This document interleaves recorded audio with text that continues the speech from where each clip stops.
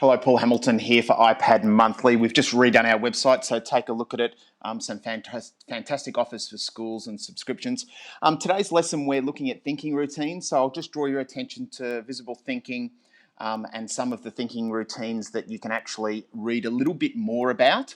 But today we're looking at the thinking routine headline, so let's jump straight into it. Basically, we're going to use Book Creator for this, really easy to do. You can see here I've kind of started one. And all I've really done for my students is I've taken a photo of an article. This article here is in fact about barking dogs and neighbours and driving their neighbours crazy. So what I would do with students, and what I have done in the past, is just simply provide some articles, provide some stimulus pictures, and make sure that the heading is not actually on the actual title. So actually cut it out and allow them to photograph it, because I find once they see the headline, it kind of allows them to, I guess, be guided down that train of thought. So the idea behind Timeline is basically for the students to analyze and summarize a text and then come up with a heading that actually encompasses what that story or what that fiction or non-fiction piece is actually about. So really easily, I'll just get out of this quickly and delete that if you haven't used Book Creator before. So I'm going to bring in that photo. Let's go to my camera roll. There it is there. Or that's actually a different one. That's about the current FIFA boss and the corruption. So let's go with the other piece that I had.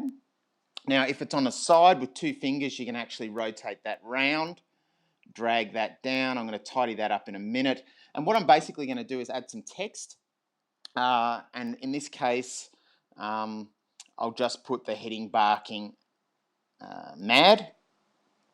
Press done. Make that text. Let me go. I'm going to change the color text to white, and then I'm going to change the background of the heading to black. And then I'm going to go back and just have a little bit of a play around with the font, get it at the right size. I might go with a little bit more of a kind of a newspaper headline. I'll make that nice and big. Move that up. Maybe make that text a little bit smaller so it actually fits. And you can see there, I've just created a headline for my newspaper article, which has hopefully summarized the text. And you can get your students to actually brainstorm some different headings and actually select the one most appropriate. You could even bring in a sound, get them to justify and actually talk about and actually do a little sound recording there, which is the last one down, justifying their response. And then basically you can use this thinking routine in any context at all, guys. So basically here, I've got, I might bring in, I've just finished reading Charlotte's Web, for example.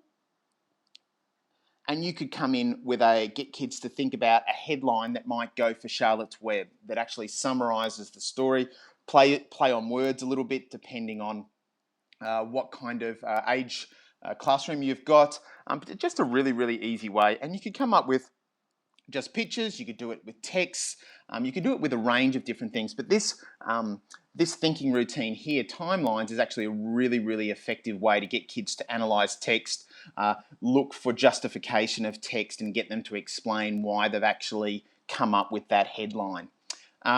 So headlines, fantastic way of getting our students to actually look at text, analyze text, and then justify it at the end. Hope you found this useful.